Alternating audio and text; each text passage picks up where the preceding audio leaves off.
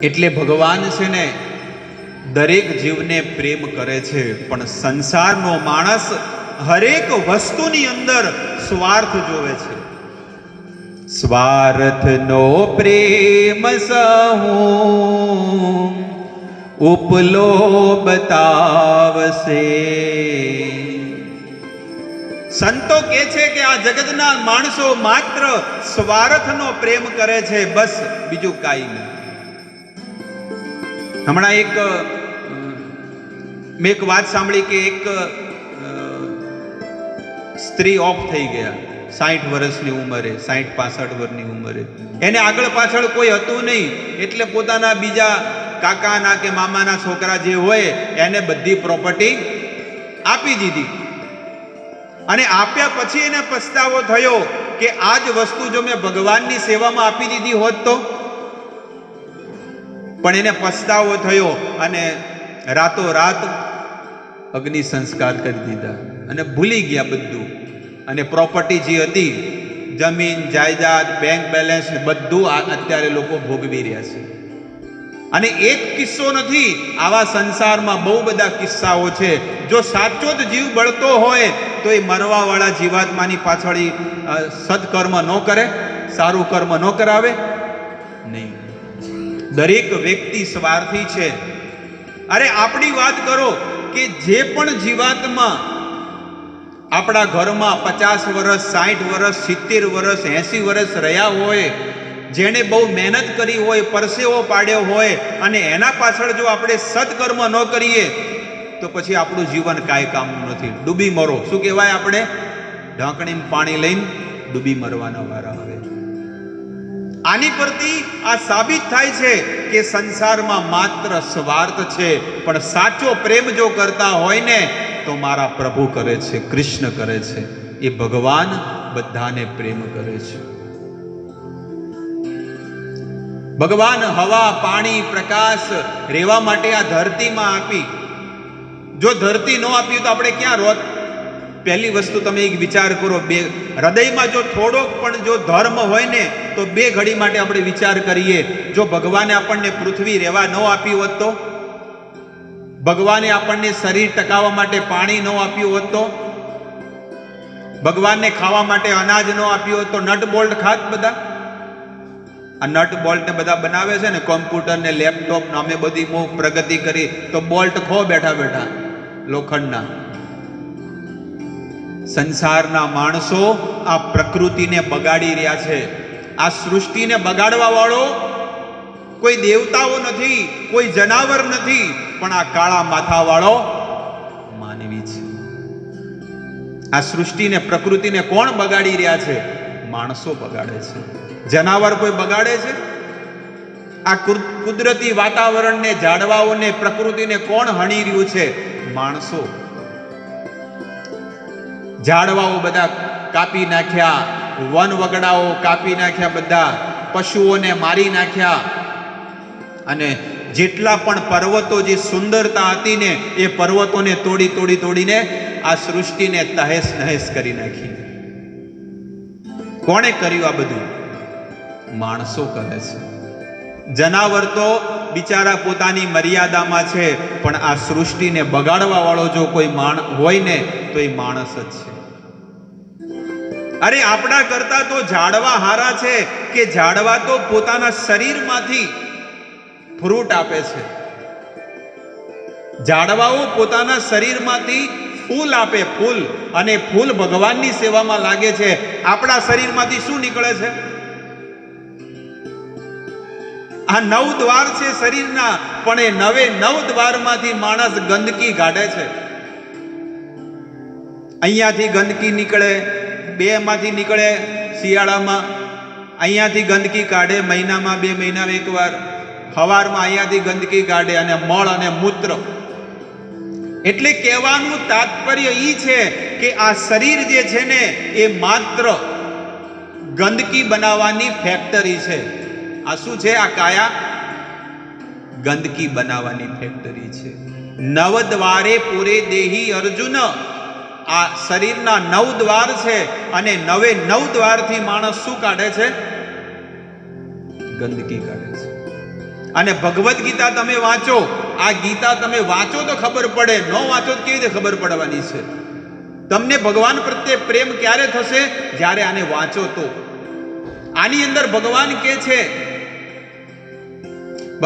છે કે પત્રમ પુષ્પમ ફલમ તોયમ, 4 વસ્તુ આપણી પાસેથી ભગવાન માંગે છે. 4 વસ્તુ. શું કે છે? પહેલું પત્રમ એટલે તુલસીનું પાન, તુલસી પત્ર. પત્રમ પુષ્પમ એટલે ફૂલ. બોલવાનું. શું કહેવાનું? બોલવાનું. જે પણ તમને કહું. પત્રમ પુષ્પમ ફલમ એટલે ફળ. આ જો છે ને ભગવાનને અર્પણ કર્યું છે ફળ. તોયમ એટલે જળ, એટલે પાણી. આ 4 વસ્તુ ભગવાન આપણી પાસેથી માગે છે. પણ આમાંથી એક પણ વસ્તુ આપણે નથી આપતા. પણ આપણા કરતા આ ઝાડવાઓ, આ વૃક્ષો કેટલા સારા કહેવાય કે પોતાના શરીરમાંથી આપે છે. સૌથી કહેવામાં આવે ને લો કેટેગરીના જો યોની છે, 84 લાખ પ્રકારના શરીરમાં સૌથી કહેવાય ને એકદમ નિમ્ન યોની ગણવામાં આવે ને એ ઝાડની યોની છે. 20 લાખ પ્રકારની ક્વોલિટી છે ઝાડની. આંબો, પીપળો, વડલો, આ ઝાડવાઓના નામ છે. અને ટોટલ એવા કેટલા ઝાડવાઓની ક્વોલિટી છે? 20 લાખ પ્રકારના. પણ આ ઝાડ જે છે ને, વૃક્ષ, એ પોતાના શરીરમાંથી ફળ આપે છે, પાંદડા આપે છે, જળ પણ આપે. નારિયેળનું પાણી નથી આવતું? એક એક વસ્તુ હું તમને કહું કે આપણે સર્વશ્રેષ્ઠ છીએ, પણ આપણા કર્મ કેવા છે. અને આપણા કરતા એ વૃક્ષ યોની કેટલી નીચી છે, પણ એ કેટલું સુંદર વસ્તુ ભગવાનની સેવામાં આપે છે. ફ્રૂટ આપે, જળ આપે, પત્ર આપે અને ફૂલ પણ આપે છે. બધી વસ્તુ ભગવાન. ત્વદિયમ વસ્તુ તુભ્યમ એવ સમર્પયેત. ભગવાનને બધી વસ્તુ આપે. આપણે શું આપીએ છીએ? ગાળો. આપણે માણસ શું આપે છે? ગાળો. અરે પોતાનું વર્તન સુધારો, પોતાનું આચરણ સુધારો, પોતાનો વ્યવહાર સુધારો, તો એ ભગવાન કહે છે કે આ સંસારમાં એ માણસ સમૃદ્ધ છે, ભાગ્યશાળી છે એ જીવાત્મા, કે જેની વાણી સુંદર છે, જેનું વર્તન, વ્યવહાર, આચરણ, સ્વભાવ બધું સુંદર છે. આ સૃષ્ટિમાં ભગવાને બધા આ હાડ માંસના કોથળાઓ મૂક્યા છે, પણ અમુક એવા સુંદર જીવન જીવીને એ ભગવાનની સેવામાં લાગી જાય છે. મરે તો છે બધા, પણ સારું જીવન જીવીને એ પ્રભુની સેવામાં લાગી જાય. અને અમુક લોકો એવું ઢોર જેવું જીવન જીવે અને મરીને ક્યાં જાય? નરકમાં, અધોગતિમાં જાય છે માણસ. ઉર્ધ્વમ ગચ્છતિ સત્વસ્થા, મધ્યે તિષ્ઠતિ રાજસા, જધન્ય ગુણ વૃત્તિસ્થા. અને એકદમ પાપ કર્મ કરેલા હોય ને તો ગીતામાં ભગવાન કહે છે કે નીચેના લોકમાં જાય છે, દુઃખ ભોગવે છે. કેટલાય જન્મોથી આપણે આ જન્મ મૃત્યુના ચક્કરમાં ભટકી રહ્યા છીએ, પણ આ જન્મની અંદર ભગવાનની કૃપા થઈ તો ભગવાને આપણા હૃદયમાં ભક્તિ લતાનું બીજ ઉગાડી દીધું છે. હવે આ ભક્તિને વધારવી પડે દિવસે ને દિવસે. તો ભગવાન 4 વસ્તુ માગે છે. પત્રમ પુષ્પમ ફલમ તોયમ. ઝાડનું જીવન તમે જુઓ કે વૃક્ષ કેટલું સહન કરે છે. ઘણા લોકો કે અમે કેટલું બધું સહન કરીએ છીએ, પણ આપણા કરતા ઝાડવાઓ સહન કરે છે.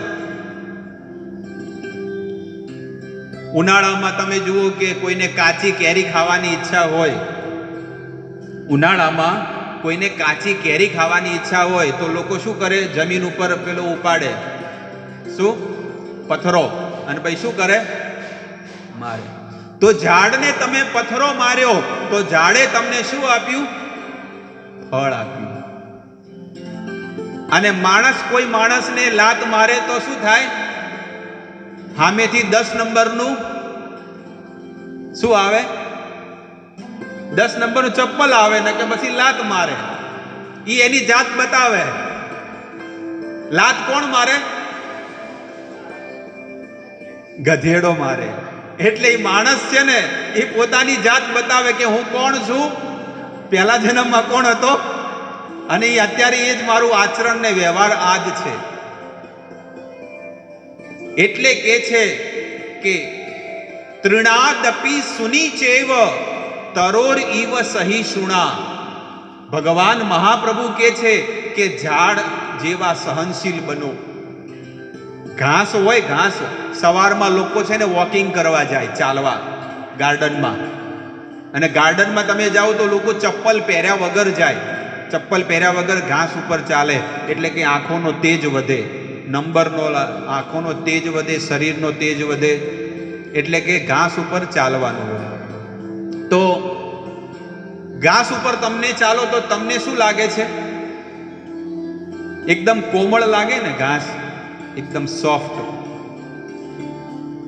તો ઘાસ છે ને, એ ઘાસ ઉપર ચાલો ને તો ઘાસ દુઃખ સહન કરે, આપણું વજન સહન કરે, પણ આપણને શું આપે છે? સુખ આપે છે, શાંતિ આપે છે. અને ઝાડને તમે પથ્થર મારો તો ઝાડ આપણને ફળ આપે છે. અને ઝાડને લોકો કાપી નાખે, નડતું હોય તો શું કરે? એક બાજુથી ડાળી આવે તો માણસ શું કરે? કોડીઓ મારીને કાપી નાખે. એને દુઃખ નહીં થતું હોય? એની અંદર ચેતના છે, ઉર્જા છે, બધી વસ્તુ છે. ખાલી એક જ વસ્તુ છે કે એ બોલી નથી શકતું અને હલનચલન નથી કરી શકતું. પણ તો એ ઝાડને તમે કાપો તો એ ઝાડ રોવે છે. તમે જુઓ છો એમાંથી નીકળે એ આંસુ છે. પણ માણસ ક્યાં જાણે છે? કોઈ બોબડો માણસ હોય, બોલી ન શકતો હોય, અને તમે આમ હાથમાં કાપો તો, જેવી રીતે મરઘા છે, બકરા છે, લોકો કાપતા હોય, કેવું ફડફડ ફડફડ ફડ કરે છે, કેવું થાય છે. અહીંયા કોકને આમ ગળું કાપો તો ખાલી એમ એક છરો મારો, પછી શું થાય છે માણસની દશા જોવો છો? હાઈવે પર એક્સિડન્ટ થાય ને આમ કરે છે, એમ મરી જાય. આપણો જીવ બળે કે એને કેટલી વેદના થતી હશે. એટલે હરેક શરીરની અંદર, હરેક યોનિની અંદર દુઃખ છે. એક જીવ બીજાને દુઃખ આપી રહ્યો છે આજે આ જગતમાં. પણ ઝાડ જેટલા સહનશીલ બનો અને ઈર્ષા ને વેરને આ જગતમાંથી કાઢી નાખો. આ જગતમાં એવી 6 વસ્તુઓ આપણા અંદર ભરેલી છે. એ 6 વસ્તુઓને લીધે જ આપણે હજી સુધી આ જગતમાં ફસાયેલા છીએ, જન્મ મૃત્યુના ચક્કરમાં. પણ આમાંથી જો નીકળવું હોય તો મહાપ્રભુ કહે છે સતતમ કીર્તયંતો મામ. ભગવાન શ્રી કૃષ્ણ શું કહે છે? સતત મારું કીર્તન કરો, સતત મારું સ્મરણ કરો, સતત નામ જાપ કરો. અને એનાથી શું થશે? તમારું હૃદય શુદ્ધ અને પવિત્ર બનશે.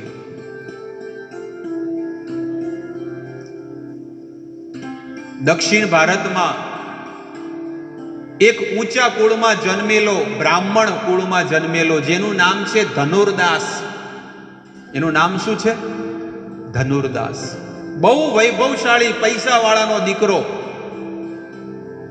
એટલે એને એક સ્ત્રી સાથે વિવાહ થયા, કન્યા સાથે વિવાહ થયા. પણ એક કન્યા, એ સ્ત્રી એકદમ રૂપાળી, એટલી રૂપાળી જેની વાત મત પૂછો, બહુ જ સુંદર કન્યા. એટલે આ ધનુર્દાસ તો પૈસા વાળો તો હતો, એટલે કામ ધંધો કરવાની જરૂર નથી, બાપ દાદાની મિલકત હતી. એટલે ઓલી સ્ત્રીને રાત દિવસ જો કરે, બીજું કાંઈ નહીં. જેવા વિવાહ થયા ને એટલે એને જો કરે. એ જ્યાં જાય, બાથરૂમમાં જાય તો મૂકવા જાય, કિચનમાં જાય તો સાથે સાથે જાય, ક્યાંક બહાર માર્કેટમાં જવું હોય, અરે તું બહાર મત જા, હું તારી સાથે આવું છું. અને છત્રી શું કરે? છત્રી લઈને એને કે તને જરાય તડકો, કારણ કે કલર ફીકો પડી જાય. આ શરીરનો જે કલર જે છે ને એ શું થઈ જશે? ફીકો પડી જશે. અને હું સુંદરતાનો પૂજારી છું, હું તારી સુંદરતા ઉપર મોહિત થઈ ગયો છું. ધનુર્દાસ એ સ્ત્રી રસ્તા ઉપર ચાલે છે અને એ શું કરે છે? છત્રી લઈને. અને સીધો ચાલતો તો સારું, પણ ગાડી રિવર્સમાં ચાલે છે, ઊંધો ચાલે. એ એને જોવે, કારણ કે જો હું સીધો જોઉં તો તારું મુખડું મને દેખાય, એટલે ઊંધો ચાલે. ભલે પાછળ જે થવું થાય, પડી જાવ ગમે તે કરું, પણ ઊંધો ચાલે રિવર્સમાં. અને ઓલી સ્ત્રી સીધી સીધી ચાલે.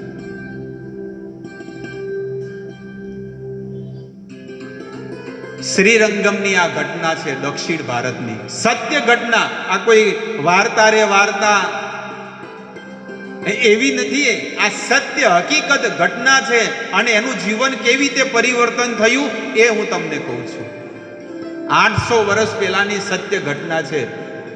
રામાનુજાચાર્ય એક ભગવાનના આચાર્ય થઈ ગયા, સંત થઈ ગયા, ભગવાનના શુદ્ધ ભક્ત અને શ્રી સંપ્રદાયના આચાર્ય થઈ ગયા.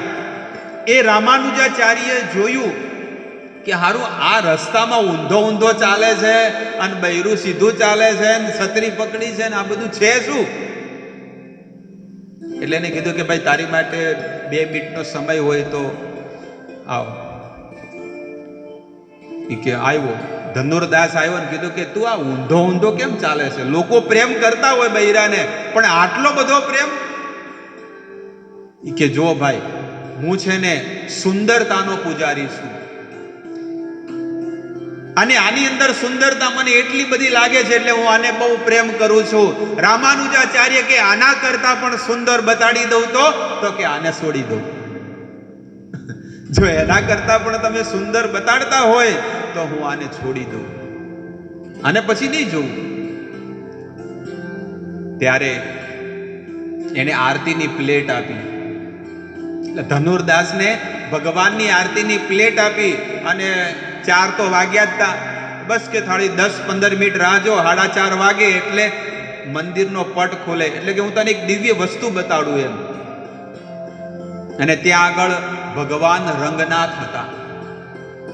ભગવાન રંગનાથ છે ને એ 20-25 ફૂટનો વિગ્રહ છે શ્રીરંગમમાં, અને કાળા માર્બલમાં છે, કાળા પથ્થરની અંદર મઢેલા છે. બહુ સુંદર. દર્શન કર્યા છે? કોઈ ગયું છે શ્રીરંગમ? ઓહો, અમે જઈને આવ્યા છીએ દક્ષિણ ભારત. બહુ સુંદર દર્શન છે. અહીંયાથી લઈ આ જે દિવાલ છે ને, લગભગ આ બીમ સુધીના એટલા મોટા વિગ્રહ છે ભગવાનના, અને પાછળ શેષ નાગ છે અને ભગવાન વિષ્ણુ નારાયણ સુતેલા છે. અને એ વિગ્રહ જે છે ને, એ મૂર્તિ, એ વિગ્રહ કહેવાય. એ વિગ્રહ ભગવાન શ્રી રામે વિભીષણને આપેલો. જ્યારે ભગવાન સ્વધામ ગયા ને, પોતાના ધામમાં, એટલે વિભીષણે કીધું, અયોધ્યાથી વિભીષણ અયોધ્યામાં હતા, એટલે રામે કીધું કે તમે છે ને હવે લંકાનું રાજપાટ કરો. વિભીષણ કે મારે લંકાનું રાજ નથી જોઈતું, મારે બસ તમારી સેવા કરવી છે. ત્યારે ભગવાને શું કીધું કે આ મારું જ સ્વરૂપ છે અને આને તમે સેવા કરજો. એટલે વિભીષણે છે ને એને લઈ જતા હતા, પણ એક શરત હતી કે આ વિગ્રહ છે ને તમે રસ્તામાં મૂકી દેશો ને તો એ વિગ્રહ પછી ત્યાંથી હલે નહીં. એટલે વિભીષણને શું થયું, અચાનક તો કાંઈ થાય નહીં, પણ એમને લઘુ શંકા થઈ. બાથરૂમ જવાનું થયું, અને બાથરૂમ જવાનું થાય તો ભગવાનની મૂર્તિ તો સાથે ન લઈ જવાય. એટલે એમણે શું કર્યું, ભૂલાઈ ગયું કે મારે મૂર્તિ નથી મૂકવાની, પણ એ શ્રીરંગમમાં એ જગ્યા ઉપર દક્ષિણ ભારતમાં એ મૂર્તિ શું કરી, મૂકી દીધી. અને બાથરૂમ જઈને શૌચ ક્રિયા સ્નાન કરીને ફરીથી ગયા અને મૂર્તિને ઉપાડવા જાય તો મૂર્તિમાંથી અવાજ આવ્યો, ભગવાનના વિગ્રહમાંથી. યાદ કરો વિભીષણજી, મેં શું કીધું તું કે જે જગ્યાએ તમે મને મૂકી દેશો એ જગ્યા છોડીને હું નહીં જાઉં. એટલે ભગવાન આજે પણ એ શ્રીરંગમમાં છે. તો જેવા 4:30 વાગ્યા એટલે મંદિરનો પટ ખુલ્યો અને સૌથી પહેલા દર્શન પેલા ધનુરદાસને કરાયા. અને ધનુરદાસને કરાયા અને જેવી આરતી કરી અને ભગવાનમાં એક ચિત્ત મન લગાડ્યું ને, ભગવાનની અંદર એવા દિવ્ય દર્શન થઈ ગયા કે ધનુરદાસના આંખમાંથી આંસુડા નીકળવા માંડ્યા. ઓહો હો, આટલા સુંદર પ્રભુ છે, ભગવાન છે. મારી સામે હોવા છતાં પણ મને આ પ્રભુના દર્શન ન થયા, ભગવાનના દર્શન. પણ એ કોની કૃપાથી થયા? એક સંતની, એક ભક્તની કૃપાથી એને ભગવાનના દર્શન થયા. આ જગતમાં, સૃષ્ટિમાં ઘણા એવા લોકો છે કે કૃષ્ણને જાણે છે, પણ વાસ્તવમાં ભગવાન શ્રી કૃષ્ણને કોણ જણાવે છે? સાધુ સંતો. આપણને બધાને ખબર હતી કે ભગવાન કૃષ્ણ છે, પણ એનું ભજન ક્યારે કર્યું? જ્યારે સાધુની શરણમાં ગયા ત્યારે આપણને પ્રેમ થયો ને, નકે થોડો થવાનો હતો. એટલે રામાનુજાચાર્યની કૃપાથી એ ધનુર્દાસ ભગવાનનો ભક્ત બની ગયો અને પછી મંદિરમાં જ બેહી ગયા. ઓલી પત્ની પૂછે છે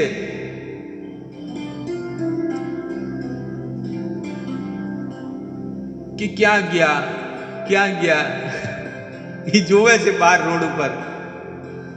એટલે ધનુર્દાસજી છે ને એ કે તું હવે ઘરે જા.